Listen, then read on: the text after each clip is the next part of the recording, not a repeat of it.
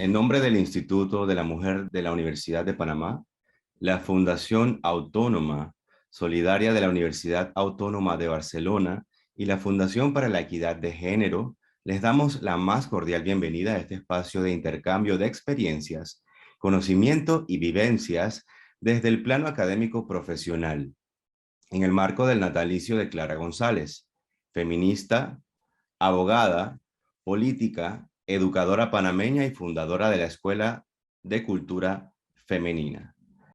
Esta actividad tiene como objetivo abordar la violencia simbólica, considerada silenciosa e invisible, ya que se encuentra enquistada en las creencias y significados culturales difíciles de percibir e inclusive analizar, y que en esta ocasión abordaremos desde un enfoque de ciencias de la comunicación y ciencias políticas. Para aperturar, contaremos con la introducción temática titulada Imagen de la mujer en los medios de comunicación, invisibilidad y prejuicio, por la magíster Griselda López, profesora, periodista, escritora y exdirectora de la Escuela de Periodismo de la Facultad de Comunicación Social de la Universidad de Panamá.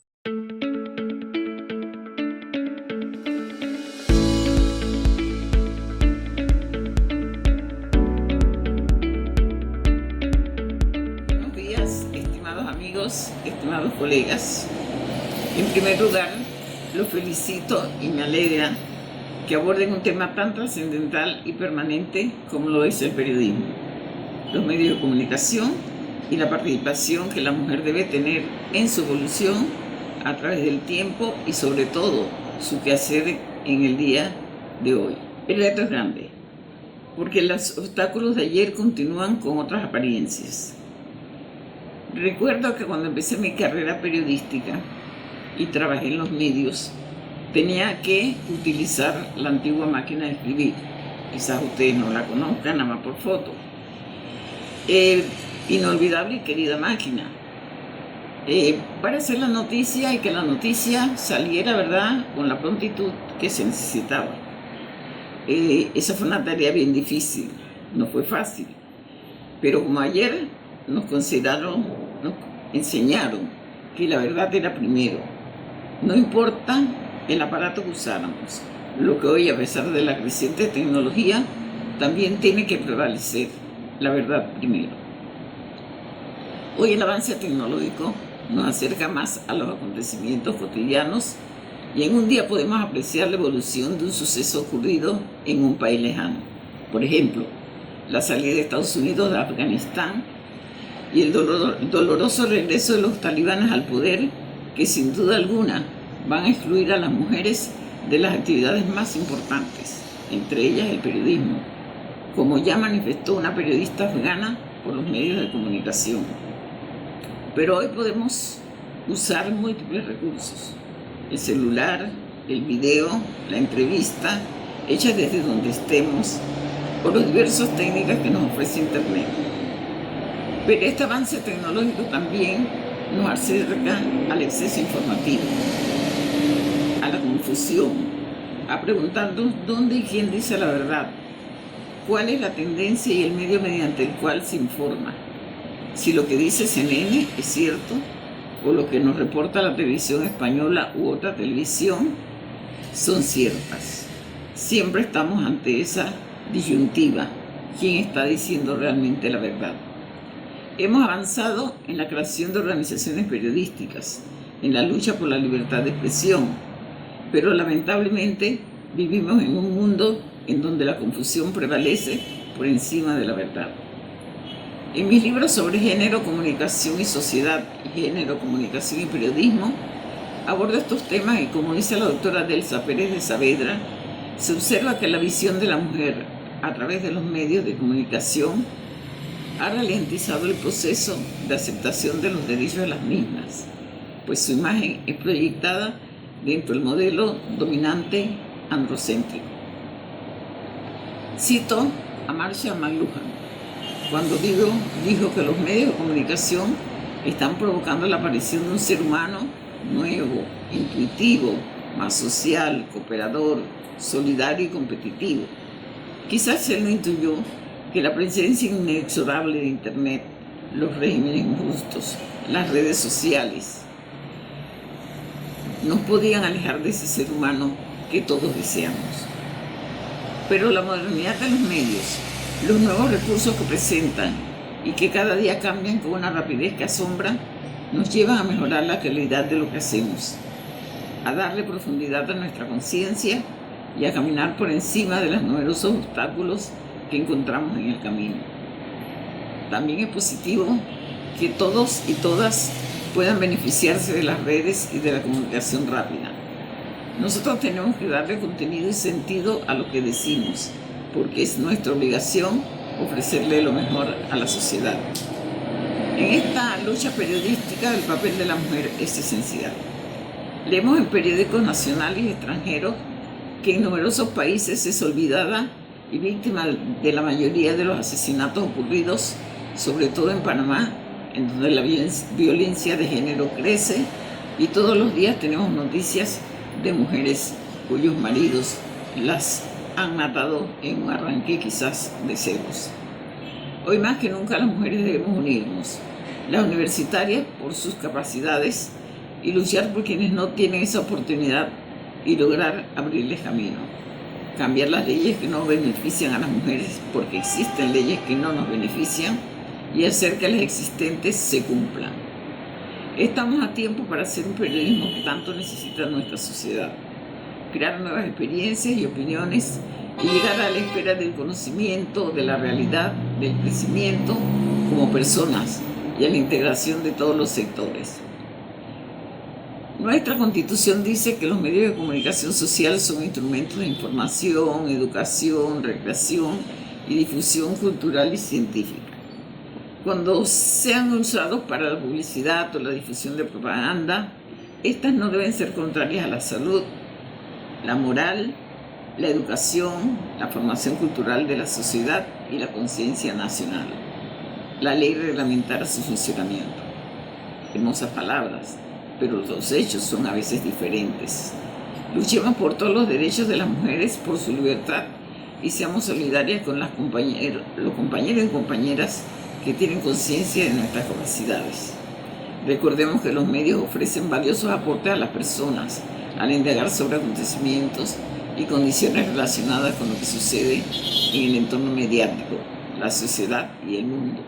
Ayudan a la educación, al reforzamiento de los valores personales y conocer la información correcta, lo que le da capacidad para discutir, proponer y participar de manera positiva. Mucho hemos luchado por mejorar los medios de comunicación y la situación de la mujer. Algunos logros se han alcanzado. En el camino ha habido muchos sacrificios, injusticias, discriminación y hechos negativos. Pero la lucha continúa. No habríamos conseguido una serie de condiciones positivas sin esta lucha, sin este sacrificio. La mujer no debe apartarse de los acontecimientos, debe ser activa, persuasiva y educadora, soslayar el papel que tenemos dentro de la comunidad. Las futuras generaciones así lo sentirán. Hay que crear un mundo nuevo, difícil, pero si no lo hacemos hoy, el mañana será peor e invencible.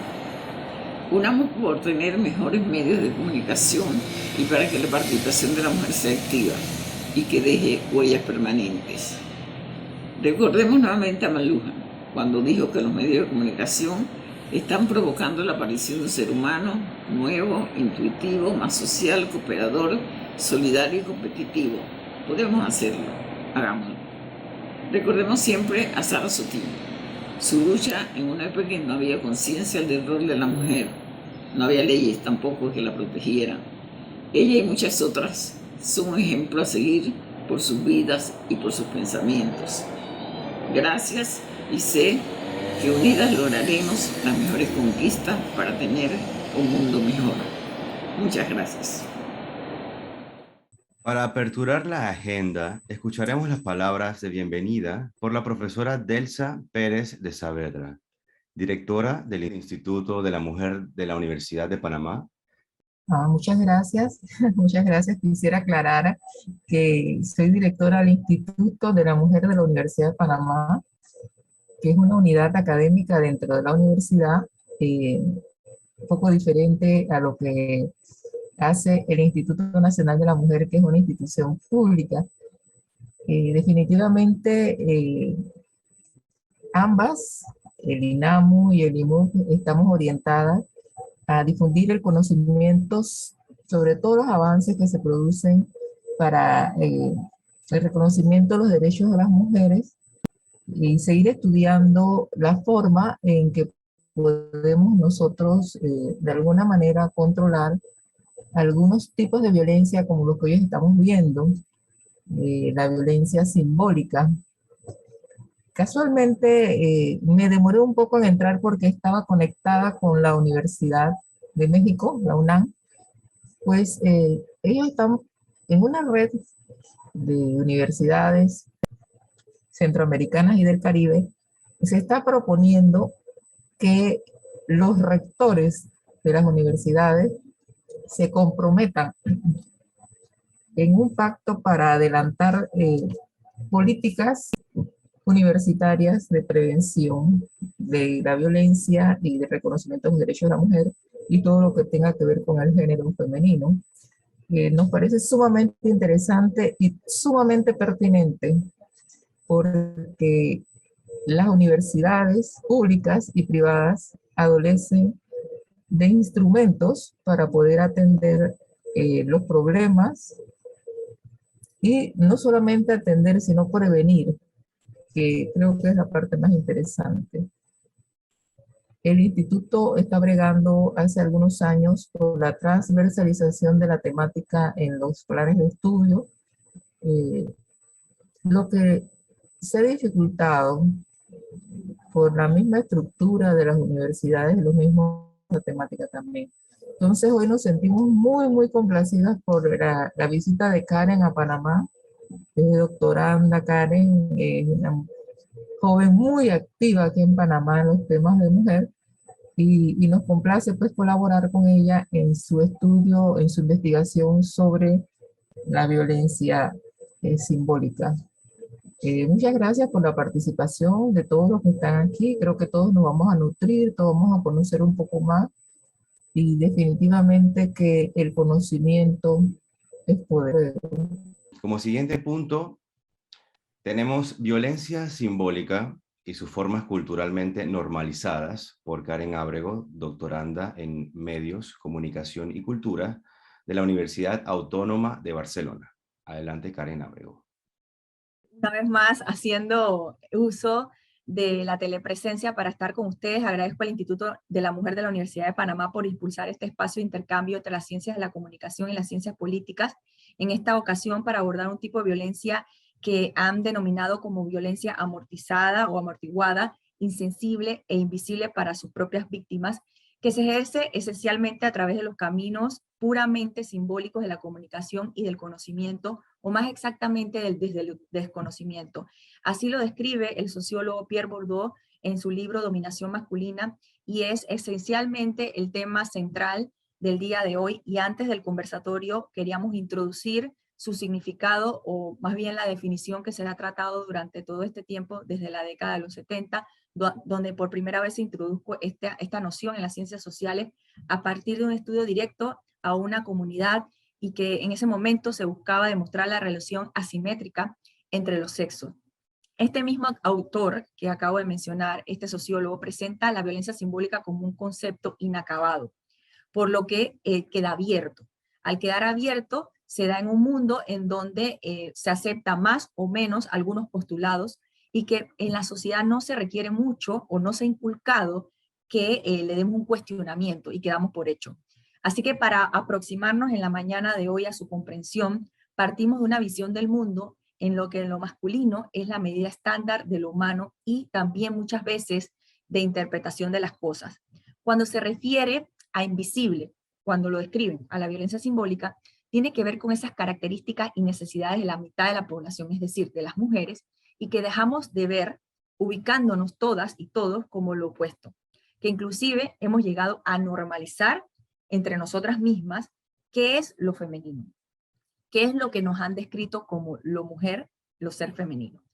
En esta construcción teórico-conceptual sobre la que descansa la violencia simbólica que hoy vamos a tratar en este conversatorio, se considera hasta nuestros días una aportación muy importante y muy valiosa para su comprensión y abordaje, puesto que cabe señalar que todos los planteamientos que hizo ese sociólogo en su entonces sirvieron de línea base para elaborar definiciones construidas desde la institucionalidad para su tipificación, de las cuales algunas fueron citadas en las leyes de países en Latinoamérica, entre ellos Argentina, México y Perú.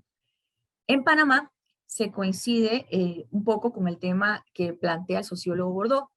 Se describe o se da una definición muy primaria de la violencia simbólica como mensajes, íconos o signos que transmiten o reproducen estereotipos sexistas de dominación o agresión contra las mujeres en un ámbito, en cualquiera que sea, tanto público o privado, incluyendo los medios de comunicación social.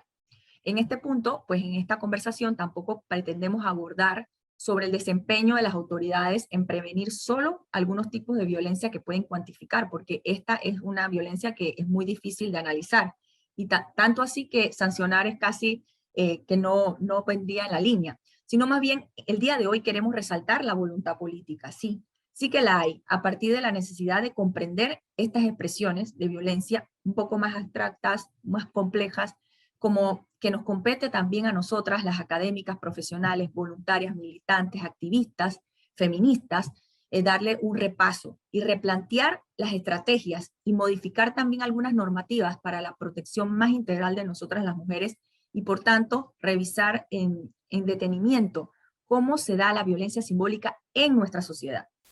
Para la antropóloga argentina Rita Segato, este tipo de violencia, que es tan sutil, ya no se manifiesta solamente en el hecho físico, sino también es altamente evidenciado el control y la reproducción de las desigualdades a través de ella, desde una perspectiva en la que los hombres y las mujeres pues están en eterna dicotomía. Tenemos que plantear que en efecto no somos iguales, porque todos somos diferentes, y eso es lo natural y lo deseable. Y así lo recojo de María Elena Simón Rodríguez, catedrática de enseñanza media, en su libro Hijas de la Igualdad, Herederas de la Injusticia, que en este libro se hace hincapié de lo grave que es cómo nos hemos tratado a través de las desigualdades, de una perspectiva androcéntrica, que es la que pone como centro al hombre y a lo masculino, y que plantea una inferioridad de las mujeres con respecto a los hombres.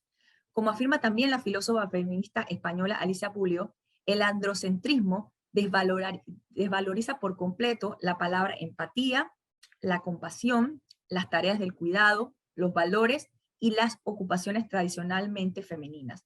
Así que en este análisis muy rápido de la definición de violencia simbólica, rescato de los feminismos esta importancia de acercarse a las interpretaciones de las situaciones que afectan a las mujeres en su entorno.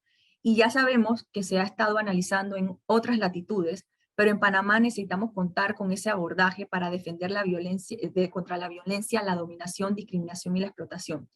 También las feministas del mundo advierten que estas formas que nosotras mismas también tratamos, nos señalamos, nos juzgamos y las hemos interiorizado como discurso. Así que también nos tocará cuestionarnos desde nuestros feminismos qué formas de violencia simbólica aún están dentro de nuestro círculo. Desde este movimiento también se describe un proceso de reivindicación de la autonomía de la mujer, no solamente de los cuerpos, sino también para la igualdad de acceso y oportunidades, para la libertad como sujetos independientes y a su vez como sujetos políticos. A veces inclusive nos cuesta verbalizar esa parte de llevar ese sujeto político, porque nombramos muchas veces todo este proceso como luchas, retos, obstáculos y desafíos, que quizás no podrían conectar con las nuevas generaciones de mujeres que ya han tenido estos derechos apropiados y que han elegido y ser elegidas también en el ámbito político. Quizás al analizar estas palabras nos damos cuenta que no son tan efectivas porque estas nuevas generaciones ya tienen esos derechos efectivos, lo único que no han entendido o no han llegado a la comprensión de que para ser concedidos han tenido que pasar por resistencia y que se han tenido que valer de leyes, convenios y acuerdos. Así que también inclusive en la forma en la que abordamos cómo podemos protegernos o defendernos ante la violencia simbólica, tenemos que entender que nuestras propias palabras con las que construimos nuestros discursos muchas veces no van a conectar con la realidad de otras generaciones. Así que el día de hoy se trata de sentirse y ejercer, ser ciudadanas en pleno conocimiento de nuestros derechos y la defensa de lo que es propio, y participar activamente en estos espacios. Yo les agradezco muchísimo porque define de alguna manera la vida pública y política de nosotras las mujeres al visibilizar cómo es la violencia simbólica en nuestro entorno y sobre todo también en el tema mediático. En este punto recojo también otra feminista que habla de interseccionalidad y política feminista, Nira Yubas Davis, que ella también habla de la diversidad de las mujeres y cómo desde el discurso se ejerce una violencia simbólica sin tan siquiera evidenciarlo o darnos cuenta que esto sucede, porque hablamos de las mujeres, pero no en su diversidad. No hacemos un recorrido de edades, de distintas edades, raza, etnicidad, medidas corporales, estilos, representaciones, y todo está subordinado a un solo estilo, a alguna sola visión, que hace que algunas se consideren más o menos femeninas bajo esos estándares que muchas veces llevan cánones de belleza y perfección que no encajan con nuestra sociedad o con nuestra cultura. Acto seguido a todo esto que sucede, también se ve que el cuerpo de la mujer en muchas ocasiones en los medios de comunicación es cosificado, hipersexualizado. Eso quiere decir ver al cuerpo como objeto sexual. Y los medios de comunicación no han inventado esta sexualización y no han inventado la violencia simbólica, pero la hacen visible con una de sus formas más representativas, que es la violencia mediática. Hoy también vamos a hablar de esta violencia que pasa por las series de televisión, por la publicidad, por el tratamiento mediático de las mujeres políticas, marcando un solo modelo o estilo de política, y esa violencia simbólica que se ve en esa representación, en su forma más conocida mediática, se manifiesta de diferentes maneras, y recojo un poco la explicación que hace la periodista argentina Sandra Chaer, que dice que está en las canciones, en sus letras, en los chistes, en los refranes, en las formas en las que los contenidos formales se presentan, inclusive en cómo hacemos lo cotidiano mediático. Así que los medios de comunicación, al hacer agentes de socialización, reproducen de manera casi normalizada e indiscutible, algunas veces, cómo es ser mujer y hombre en nuestra sociedad panameña. Es importante destacar en este punto que también hay que contribuir a que el tratamiento periodístico de la mujer también mejore, y eso lo vamos a tratar más adelante, por eso que tenemos esta talla tan importante de mujeres de las ciencias políticas y ciencias de la comunicación en este conversatorio, para hacer referencia de esa forma en cómo explicamos monocausalmente los hechos violentos a las mujeres y cómo de alguna manera u otra referenciamos que la forma en la que iban vestidas o la forma en que se comportan podría justificar al agresor y provocar en la audiencia también cierta tolerancia a ese tipo de violencia. Ya por último, quisiera hablar un poco de las formas que hemos diferenciado también los adjetivos para describirnos a nosotras mismas las mujeres. Otorgamos muchas veces a los hombres públicos pues palabras muy descriptivas que nos dan un sentimiento de fortaleza, decisión, independencia, asertivismo, mientras que a las mujeres siempre las ponemos en un ámbito sensible, agradable, soñador, fiable, y no combinamos estas características que para una persona completa deberían estar en igual medida. Así que por último, para ilustrar lo anterior, vamos a tener también ahora, dándole paso a la doctora Aide Méndez Illueca, quien nos va a hablar un poco acerca de la violencia mediática, que es una de las formas más conocidas en donde se representa la violencia simbólica a través de los medios de comunicación, y también no solo de los tradicionales, sino de los nuevos medios, e inclusive las personas normalmente en sus redes sociales también hacen uso de ellas para hacer sus propios contenidos, y sin darnos cuenta estamos pues una vez más reproduciendo estas formas que no son para nada efectivas para una mejor convivencia entre los sexos, y sobre todo tampoco nos ayudan a avanzar como una sociedad libre de todo tipo de violencia para las personas. Así que les agradezco muchísimo estar esta mañana con nosotras, y pues ahora vamos a cederle la palabra a la doctora Aide Méndez, que nos acompaña hoy con este tema, para poder entonces seguir con el conversatorio, que sería la segunda parte de este encuentro, que está siendo grabado con el propósito de compartirlo con ustedes más adelante, y también para conocer sus inquietudes y preguntas, les agradecemos dejarlas en el chat grupal de este espacio. Muchas gracias. Ok, sí, bueno, el tema que yo quisiera manifestarles es la relación que hay entre el derecho y la violencia simbólica en los medios y en la publicidad, aquí en Panamá.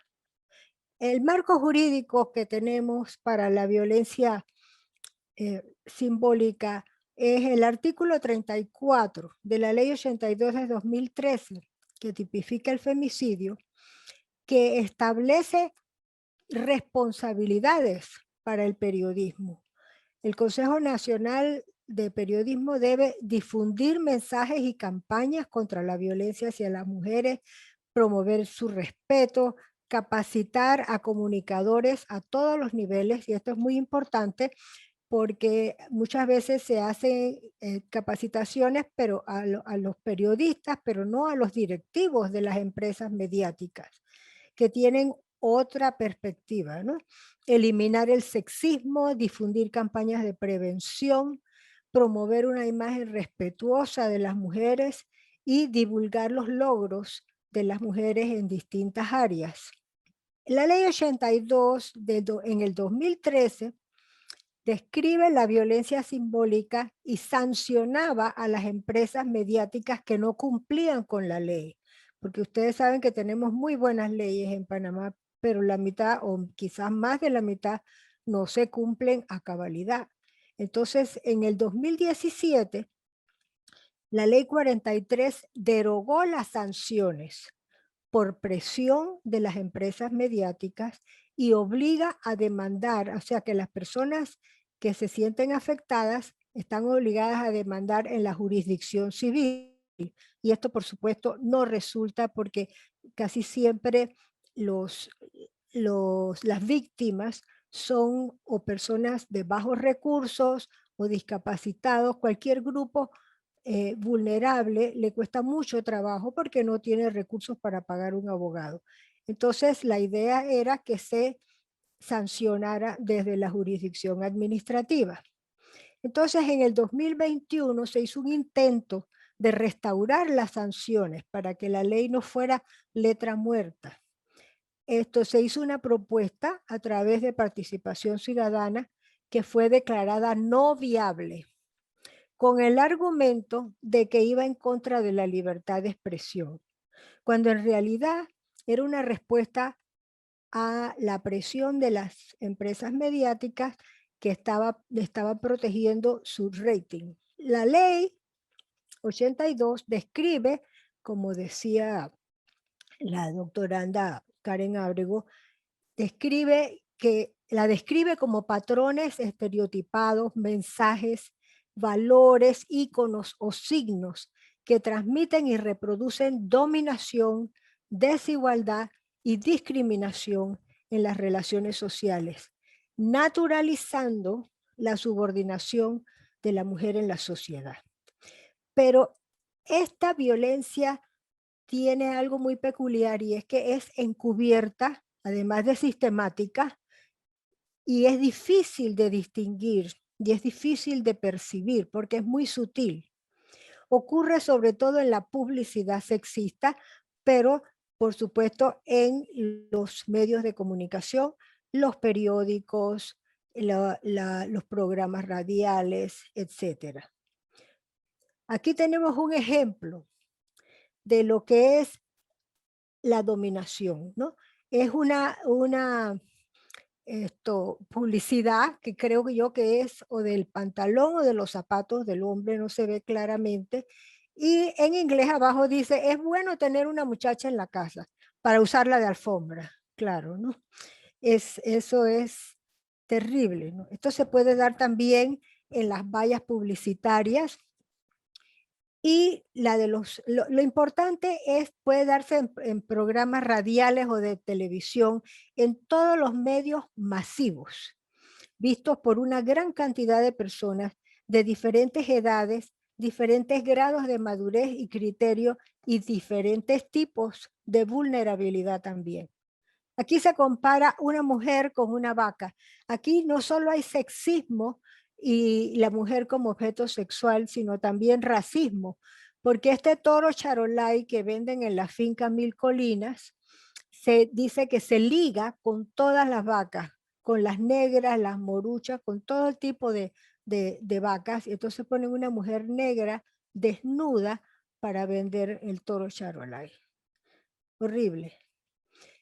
En los medios de comunicación, pues se trata de imágenes, videos o mensajes que en forma directa o indirecta promueven la explotación sexual comercial, la trata de mujeres, injurian, difaman, deshonran, humillan, utilizan a las mujeres en imágenes pornográficas, legitima la desigualdad de trato y construye patrones socioculturales de desigualdad. Hay algunos titulares incluso que generan violencia contra las mujeres y grupos vulnerables. Pasamos. Aquí hay un ejemplo de la crítica del año 2009 que además de fomentar la explotación sexual comercial a través de la venta de mujeres, porque aquí se está vendiendo una mujer por $20, dice que es una santeñita blanca, delgadita, de piel suave y bonito rostro. Esta cuesta $20. Vamos a ver la próxima. Aquí hay para todos los gustos, ¿no? Esta es esta es la gordibella. Hay para todos los gustos y además anuncia full sexo anal, sexo oral y sexo natural. Los 3 golpes. Desastre. Ejemplo de violencia mediática en los tabloides, la pornografía. Aquí yo creo que la imagen es suficiente para ver la educación sexual que están recibiendo nuestros. Ustedes saben que los hombres son los que generalmente se interesan más por el deporte, entonces para llamarle la atención se pone pornografía en los anuncios deportivos. Esto es un ejemplo de un titular que genera violencia, porque el amor salvaje no es una forma de describir el amor. El amor no mata, y llamarle a un amor a un femicidio es justificarlo, ¿no? Pasamos. Aquí se frivoliza el femicidio porque se dice que a una mujer la han matado por un chat. O sea que el hombre tiene derecho de vida o muerte sobre la mujer, que es su propiedad, así que la puede matar. Pasamos.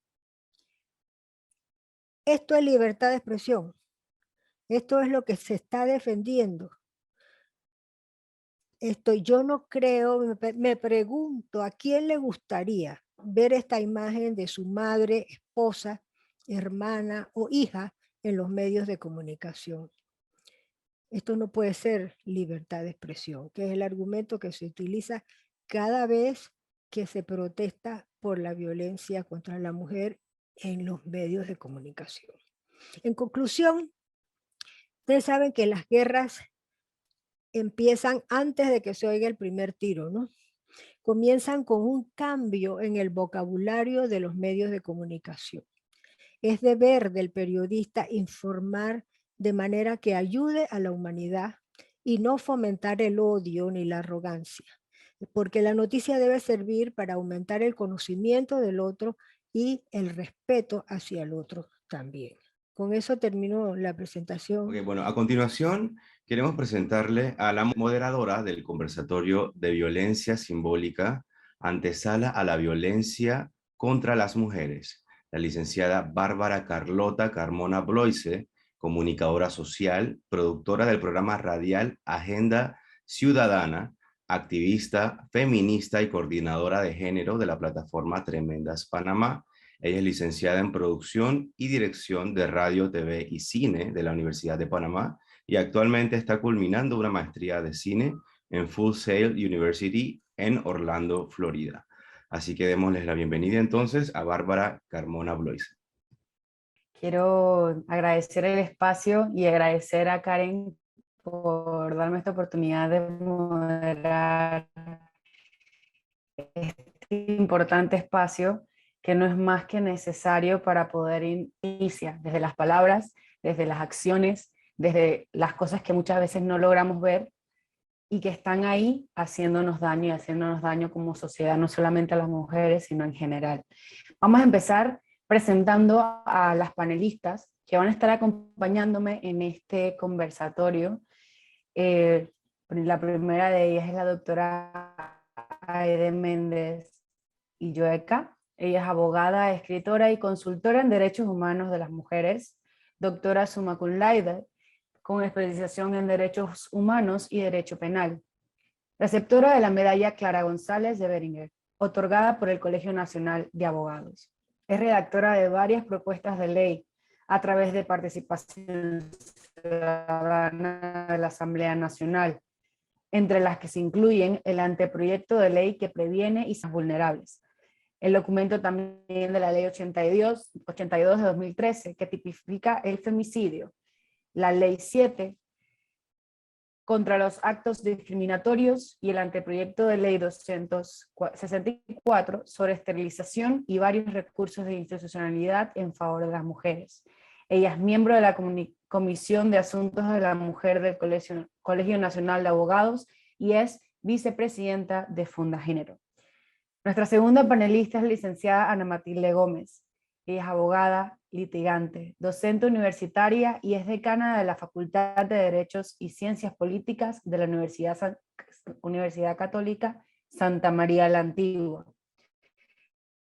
Es la primera mujer en ocupar este cargo en 56 años.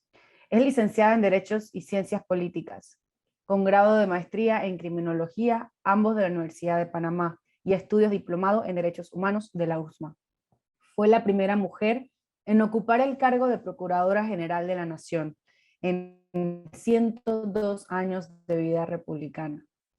Diputada nacional en el periodo 2014-2019 y también única candidata mujer y primera por libre postulación a la presidencia de la República para el periodo 2019-2024.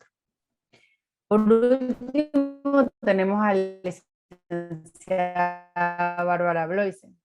Ella es periodista, docente universitaria, consultora en comunicación, directora del programa radiofónico Agenda Ciudadana, licenciada en periodismo de la Universidad de Panamá, con grado de maestría en docencia superior, publicidad, mercadeo y periodismo investigativo.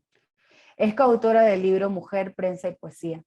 Ha sido presidenta del Colegio Nacional de Periodistas y ha ejercido el periodismo por más de 30 años. Ha sido seleccionada Orquídea Intelectual 2020 por el Círculo de Mujeres Intelectuales y en su trayectoria profesional y como activista ha recibido reconocimientos de la Defensoría del Pueblo, Ministerio de Gobierno, Senadis, UNICEF y la Cámara Junior de Panamá.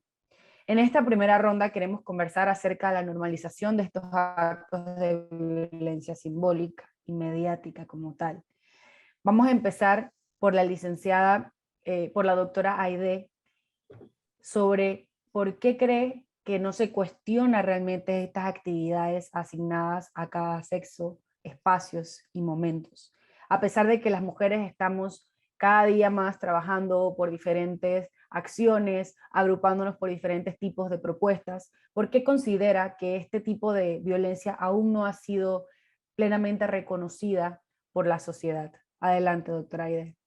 Bueno, a mí me parece que una de las razones, que la razón principal es porque la discriminación simbólica ha sido naturalizada por la ideología patriarcal como algo inevitable, como algo natural. La mujer siente sus efectos, pero no sabe distinguirla. Necesita capacitación. Para cambiar un paradigma hay que ser irreverente, atreverse a ir contra la corriente. Y no todas se atreven. Ellas mismas han sido educadas y criadas patriarcalmente, diría yo, nosotras mismas hemos sido criadas y hemos sido educadas según la ideología patriarcal, y la irreverencia no se les ha despertado, no nos hemos despertado todavía a la irreverencia, todavía tememos hablar porque nos sentimos limitadas por esta ideología patriarcal que siempre hemos tenido como freno, ¿no? A lo que nosotros necesitamos, a lo que nosotros pensamos y a lo que nosotros queremos. Yo creo que esa es la razón principal por la que no se cuestiona tanto la discriminación simbólica, por lo que se ve como algo Por natural. lo tanto, continuando con esta misma pregunta, con esta misma perspectiva, quisiera conocer la opinión de la doctora Gómez, para poder explicar un poco su posición o perspectiva también desde toda su trayectoria política, por qué considera que este tipo de violencia ha sido normalizada durante tanto tiempo y todavía continúa. Agradezco mucho el espacio y la oportunidad que me dan de compartir con mujeres lideresas todas en este tema y que tienen mucha más producción al respecto y que además son permanentes en esta lucha. Yo también considero, me sumo a las palabras de la doctora Aide y agregaría otro factor. Un factor, por supuesto, la normalización de la violencia, es decir, de los actos violentos como un producto, y la mercantilización de la información. ¿Qué quiero decir con esto? Que en los medios de comunicación, las dos formas de violencia que se le atribuye a los medios, la simbólica y la mediática, los medios de comunicación pelean es por los ratings. Esa mercantilización de la información y de ese espacio hace que entre más personas quieren ver el programa, más se vende y por lo tanto más rating hay. Entonces, ¿qué ocurre?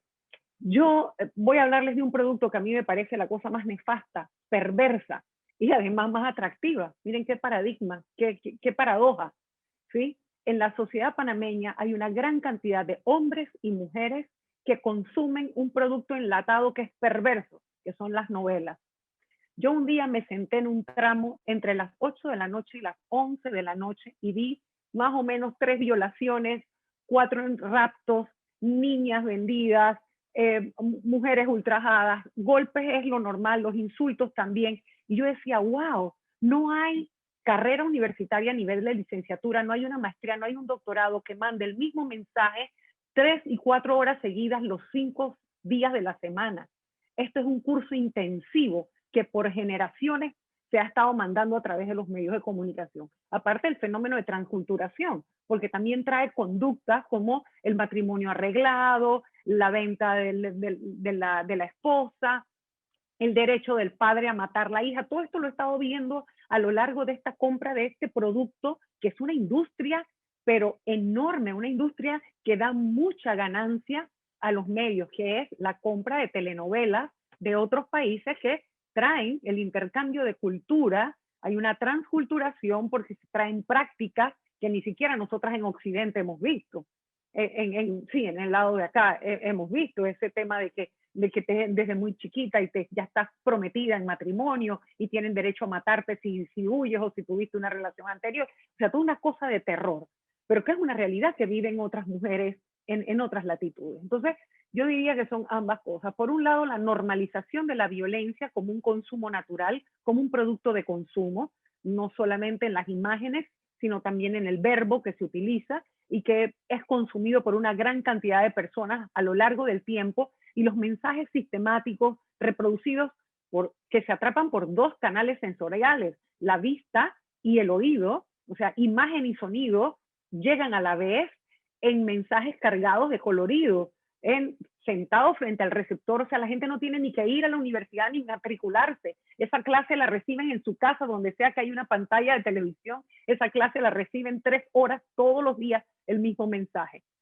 Entonces, para resumir, la naturalización, la normalización del producto violento como un producto de alto consumo, y por el otro lado, la mercantilización, es decir, la lucha del rating, lo sustancioso que resulta producir tener estos productos con imágenes y sonidos violentos por el alto consumo que los mismos tienen, que a la vez paga al medio como un alto rating. Básicamente hemos tocado 2 puntos de educación y otro que es cultura. Y es importante también reconocer que son dos factores que están constantemente en la sociedad creciendo como algo que puede suceder y como que algo que vende y que se ha normalizado totalmente.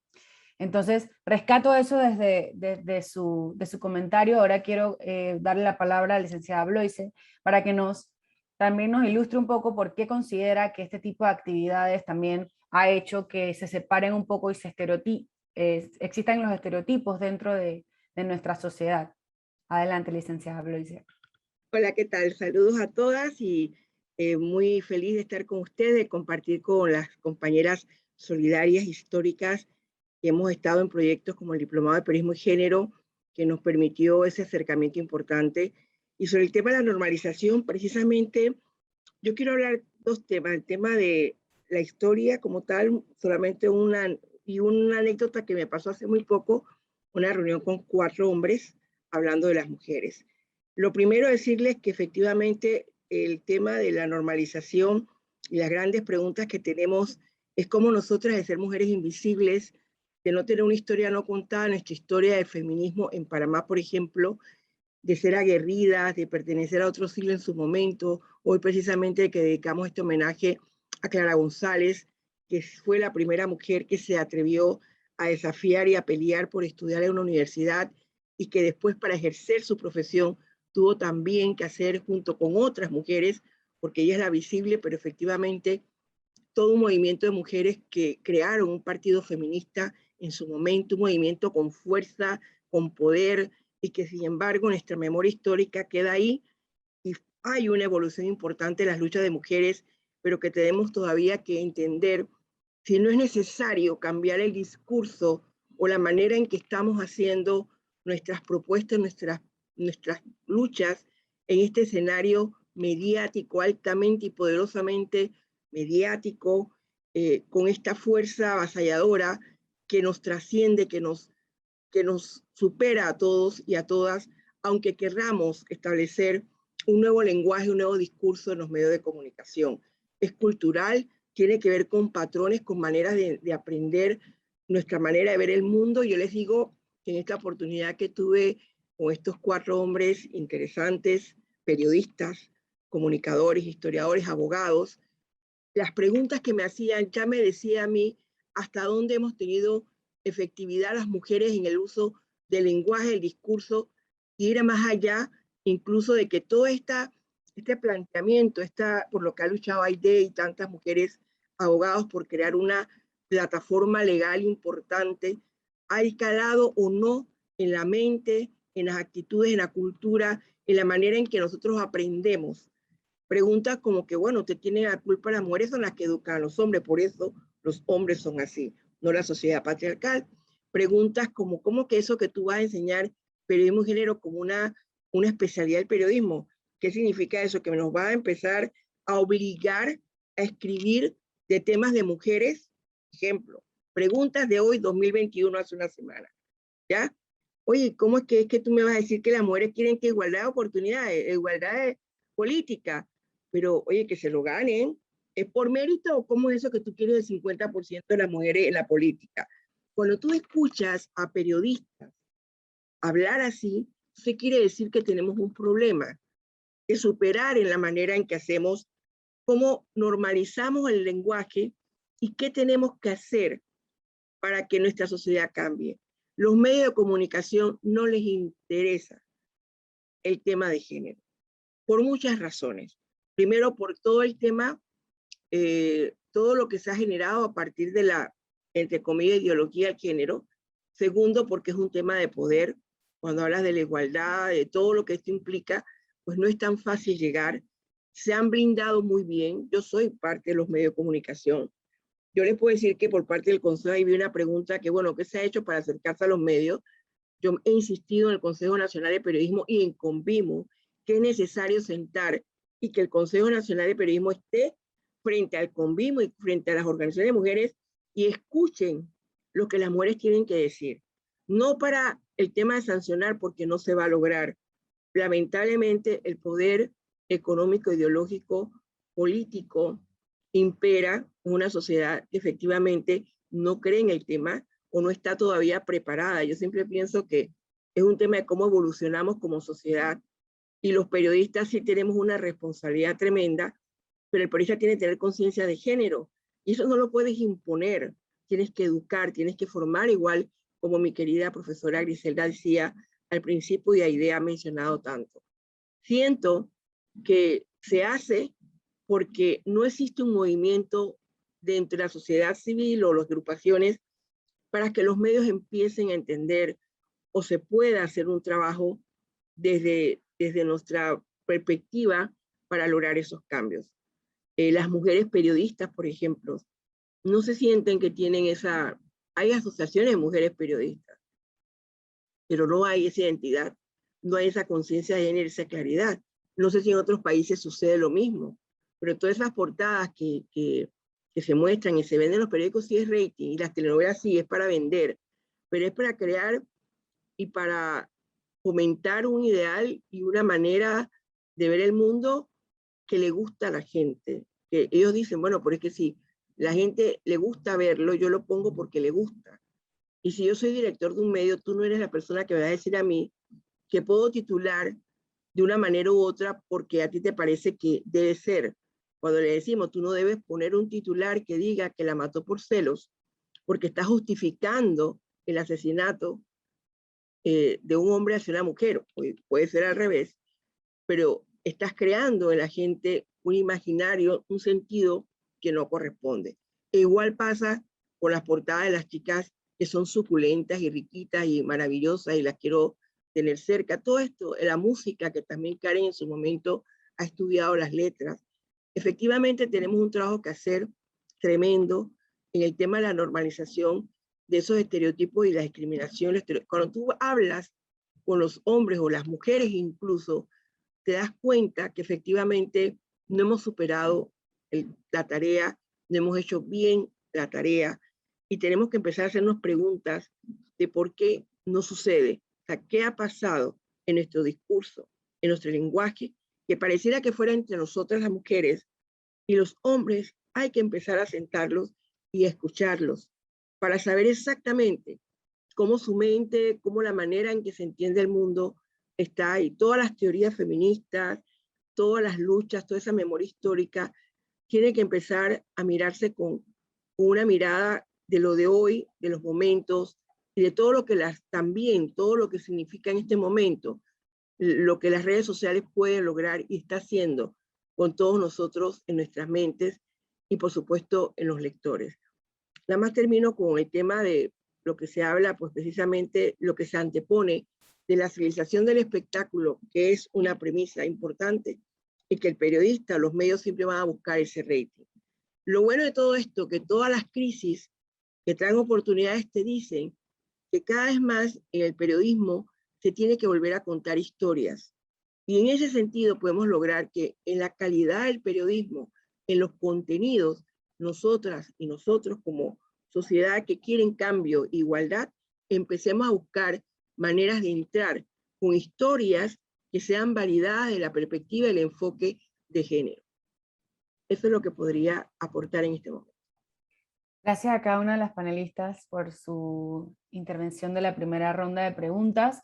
Yo solamente quiero rescatar que también hablando desde el sentido cultural del medio del que yo pertenezco, que es el cine, que también se relaciona en un tema cultural, quiero rescatar que hablamos mucho del tema de audiencias y de cómo puede ser una conexión entre dos acciones bilaterales, no solamente el hecho de educativo, de iniciar el aprendizaje de cada uno de nosotros, no importa la edad, es un constante aprendizaje, un constante cuestionamiento, una constante forma de ver cómo podemos entender estas situaciones de diferentes maneras. Por el otro lado, también he rescatado de sus respuestas que existe un factor en que la audiencia misma puede llegar a ser diferente. Entonces, ¿cómo se conoce? De esta forma, lo que hablamos también es crear las nuevas audiencias. Yo como cineasta o como comunicadora social o como periodista, ¿cómo puedo empezar a crear mi propia audiencia de una manera diferente? No solamente darle un material para que se entretenga o lo consuma, sino saber que también mi deber como medio, mi deber como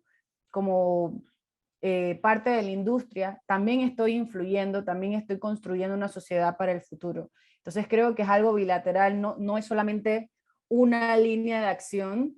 Según lo que ustedes han respondido, es varias líneas de acción en conjunto para que se pueda lograr verdaderamente una deconstrucción necesaria de toda la normalización de lo que ha sido la violencia, porque también recuerdo muy bien lo que me conversamos en temas de Tremendas, es que muy bonito que nos llamen a las niñas a pararnos en medio de un escenario y a decir palabras bonitas y y a vestir vestidos bonitos, pero ¿y dónde estamos en los lugares que se tienen que tomar las decisiones? ¿Dónde están las mesas de juventud? Donde haya 50% jóvenes, adolescentes, mujeres, y la otra mitad que sean jóvenes hombres.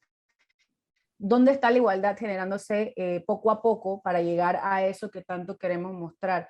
No nos hace falta solamente los discursos o que seamos llamadas para también vestirnos de morado, nos hace falta concretar en temas de leyes, en temas de inclusión en la conversación, y que nos podamos hacer escuchar de una manera diferente. Entonces, después de haber visto todos estos temas de por qué sucede esto en nuestro país y en el mundo, porque creo que no solamente es en Panamá, vamos a pasar a la segunda ronda de preguntas, que va dirigida a cada una de las panelistas, iniciando por la doctora Méndez, que quisiera conocer desde su experiencia cómo el tema de los objetos simbólicos, que ha sobre todo transcurrido de la dominación masculina, según el sociólogo francés que tanto hablaba también Karen, que se habla de cómo se convierten las mujeres en objetos simbólicos. Yo quisiera como que nos contaras de su experiencia, cómo ve esto plasmado en el tratamiento mediático de la imagen de las mujeres, cómo podemos empezar a verlo como algo que no simplemente está de manera intermitente, sino que afecta mucho más allá a la vida de todas nosotras. Adelante, doctora Aide. Bueno, yo creo que aquí es importante mencionar el imaginario colectivo, ¿verdad? El imaginario colectivo es como una mente social. Son la unión de mentes en un sentido que tiene que ver, por supuesto, con la cultura, con la forma en que te han criado y con tu etnia, con muchas cosas.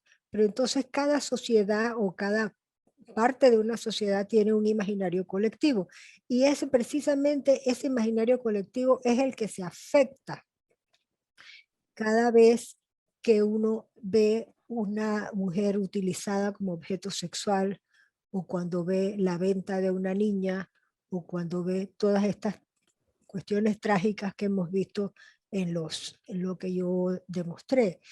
Eso equivale a regresar a la mujer a la cocina sin zapatos y en cinta. Y esto se ha repetido muchas veces en la historia, desde la antigüedad.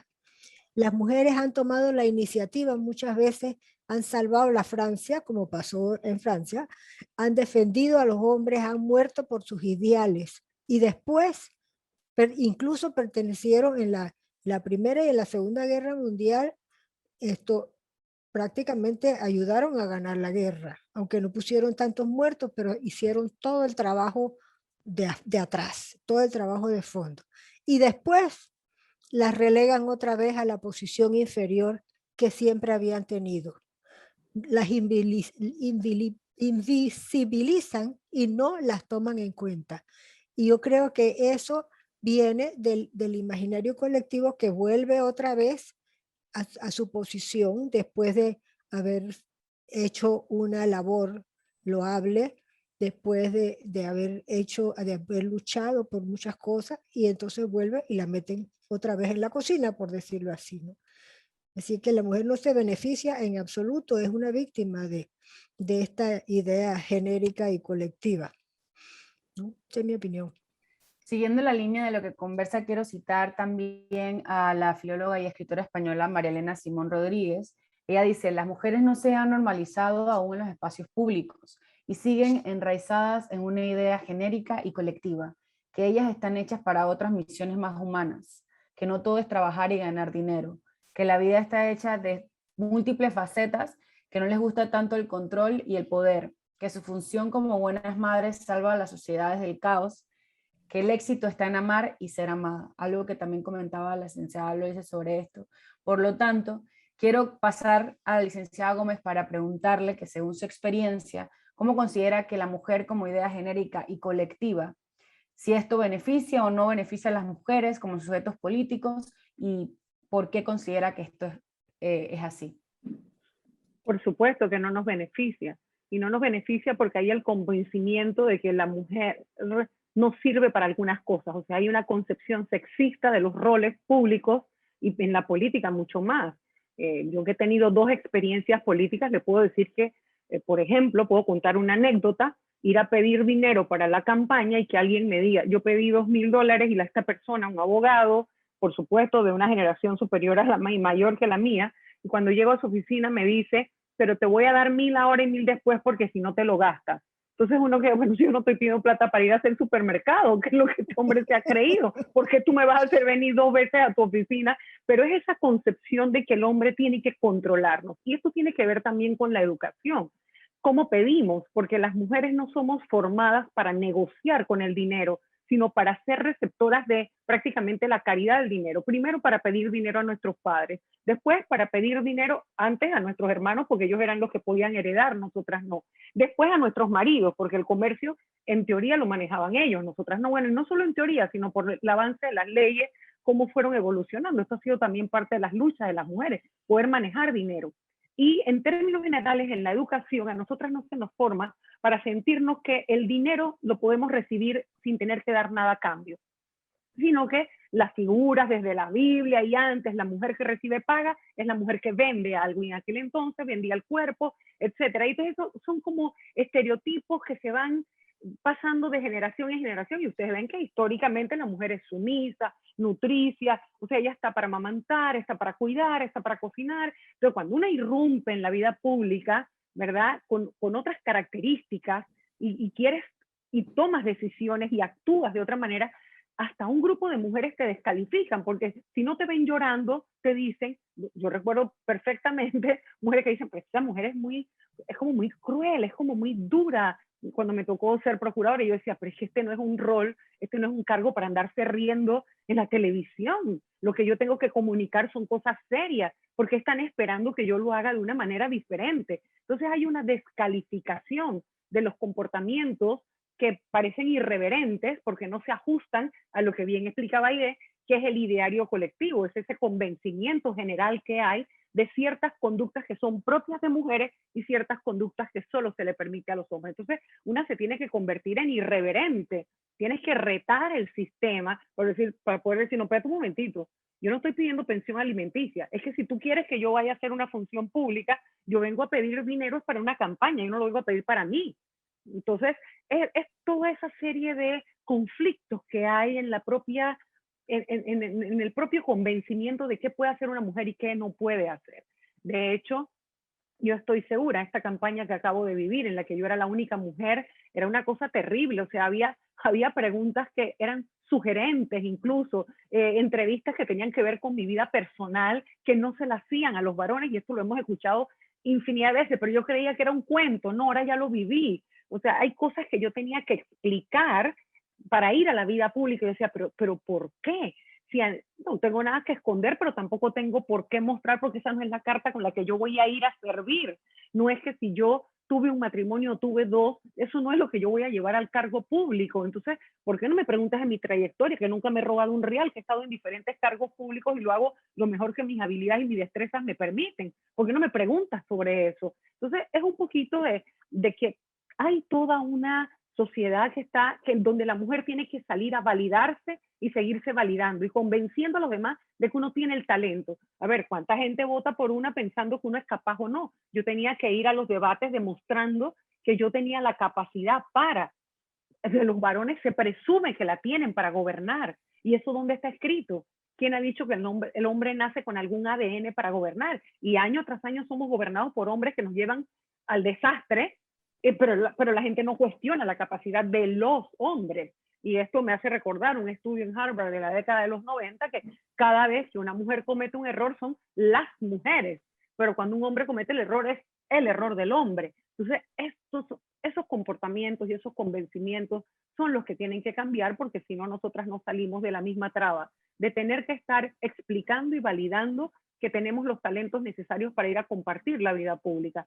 Y eso es parte también de la violencia estructural, que es otra violencia que se suma a la simbólica. Y es que en un país tan desigual como el nuestro, lo menos que podemos esperar es que nosotras estemos poco representadas, porque incluso las que logran llegar y que muchas veces no logran llegar sin masculinizar su acceso al poder, porque caen en las mismas prácticas, son llevadas de la mano de hombres que después le exigen y les recuerdan que están allí porque ellos las empujaron y tienen que hacer lo que ellos dicen que hay que hacer. Entonces, bueno, romper esos paradigmas tiene que venir con una generación nueva que, como decía al inicio Karen, se comunique de una manera diferente, porque nosotras pudiera ser que estamos equivocando el lenguaje y no hacemos conexión, porque estábamos hablando todavía de luchas, etcétera, y ellas sienten una generación nueva que puede sentir, bueno, ya yo estoy aquí. A mí yo no tengo ningún compañero que me discrimine, por ejemplo. Yo he escuchado cosas como, pero usted está hablando de algo y eso yo no lo he vivido. Pero bueno, también es la falta de percepción de la víctima como tal. Y eso fue un fenómeno que vivimos por mucho tiempo con la violencia doméstica y lo estamos viviendo con la violencia mediática o la violencia simbólica. Todo lo que sugiere cosas, lo que es muy sutil, la víctima no se percibe como tal y niega que el hecho existe. Gracias. Excelente, licenciada Gómez. Creo que eso es una de las principales cuestiones que tenemos que estar todos los días, como decía una buena compañera feminista, todos los días en resistencia, todos los días en resistencia. Yo que puedo contar mi experiencia de estudiar y estar en una industria que está liderada, como casi todas, ¿no? Está liderada por casi siempre por hombres. Escuché así un comentario como que sí, ahora lo que más está de moda son las películas de las mujeres que golpean y son como las badass, como las que son súper poderosas y pueden como pelear contra los hombres. Y yo dije, Suso, si eso les parece súper cool porque que es lo que es, imagínense nosotras cambiando realmente las leyes, ¿no? Eso sí me parece, imagínense películas que digan eso.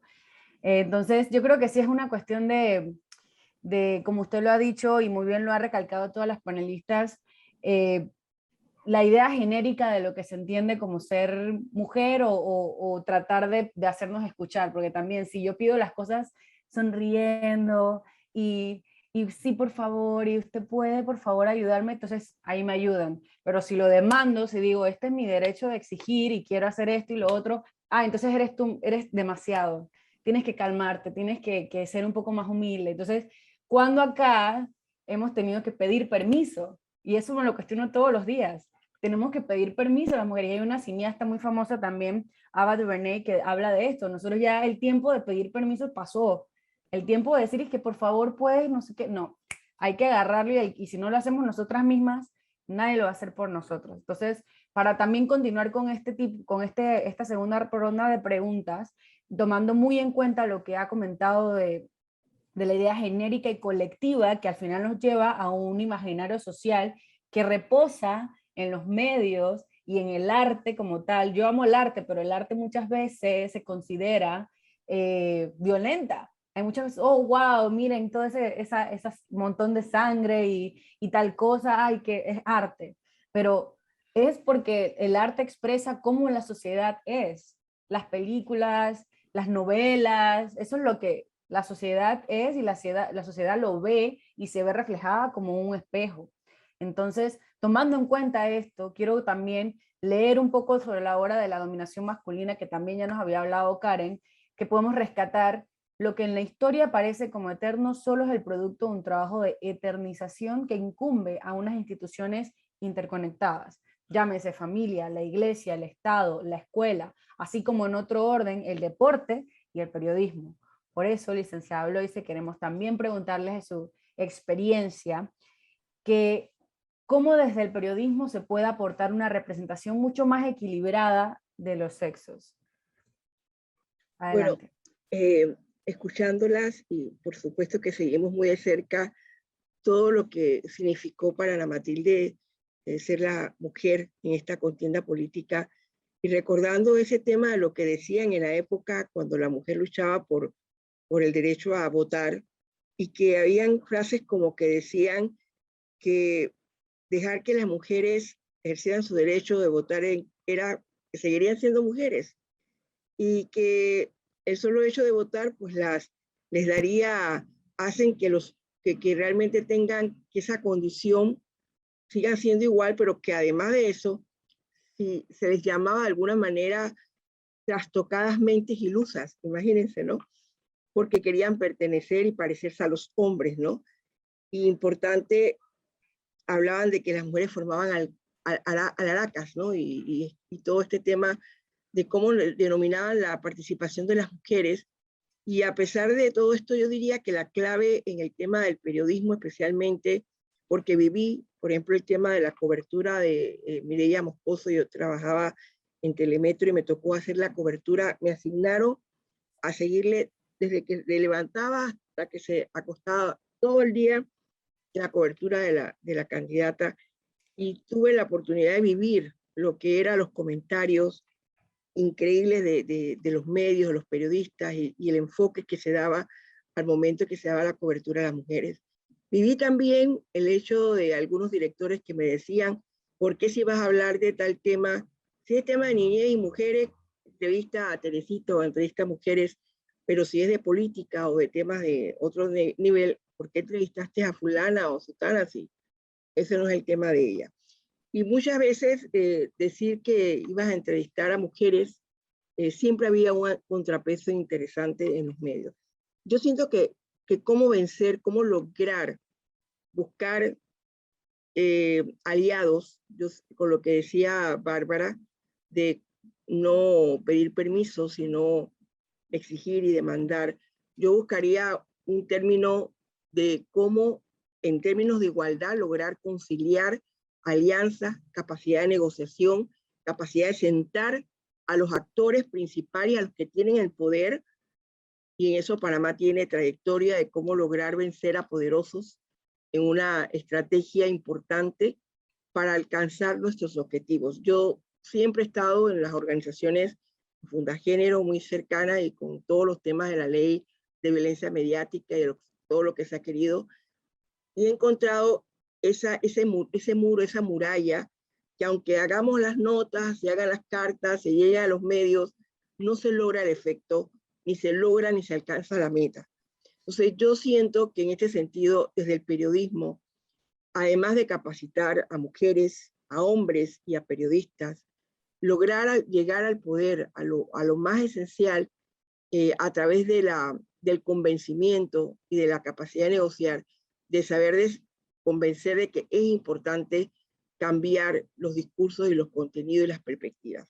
Eso como primero. Lo segundo es, estas crisis, además de que el periodismo ha perdido muchas audiencias, nos da la oportunidad de crear nuevas audiencias, como había mencionado Bárbara, pero también la oportunidad de adueñarnos de nuestros propios medios en las líneas y en las redes sociales, en todo este escenario importante que tenemos, y organizarnos para crear nuestros propios contenidos, para lograr impactar, para buscar también las voces más jóvenes, las generaciones.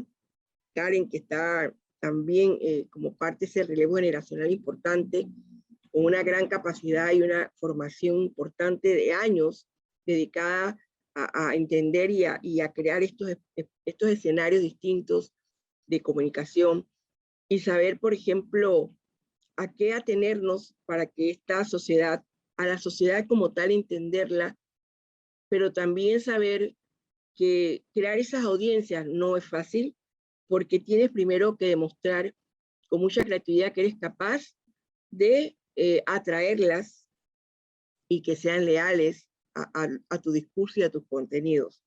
Eso no es fácil. Yo he estado en el periodismo por mucho tiempo, creando contenidos donde tengo calidad de audiencia, no cantidad, pero que sé que es el camino que yo decidí y consideré que era correcto. Entonces siento que si yo he podido hacerlo, sé, y hay mucha gente, y nosotros lo hemos visto, lo confirmamos con el diplomado de medios, donde toda la información que se publicaba, o la mayoría, no tenía la perspectiva de género, y como ese periodista, ese colega que hacía coberturas, empezaba a hacer reportajes y noticias con los enfoques que nuestras maestras y las que participaron en los diplomados enseñaron a esos periodistas y a esos colegas. ¿Qué quiere decir? Que hay diferentes maneras de abordaje, no solamente desde el punto de vista del periodista que está en la calle, sino el director del medio, el dueño del medio, y lograr que efectivamente crear esas alianzas, ese gran pacto donde nosotras podamos imponer o ir creando ese movimiento. porque ante la falta de respuesta, entonces tenemos que empezar a presionar y a hacer y a exigir, no a pedir permiso, sino a exigir que efectivamente se nos dé los espacios y que más allá de la libertad de expresión está el derecho a la información. Y el derecho a la información y la ética periodística que tiene que ver con la convicción de la ética. No es solamente la convicción de esa responsabilidad que tenemos en una sociedad donde los medios de comunicación tienen que servir al bien común y tienen la responsabilidad y el principio de la búsqueda de la verdad. Y en ese principio es donde tenemos que actuar nosotras y nosotros y todas las organizaciones, de empezar a que el periodismo tenga ese sentido de humanidad, porque no solamente se trata del género, sino también cómo esto afecta a todo el tema del lenguaje inclusivo y de los derechos humanos, porque finalmente se trata de derechos humanos, de saber entender que en el ejercicio del periodismo, de este periodismo social, que tiene que contribuir a una sociedad mucho más, más humana y una sociedad que respete, que empecemos a ver las diferencias, pero también a respetar esa diversidad y a buscar la igualdad.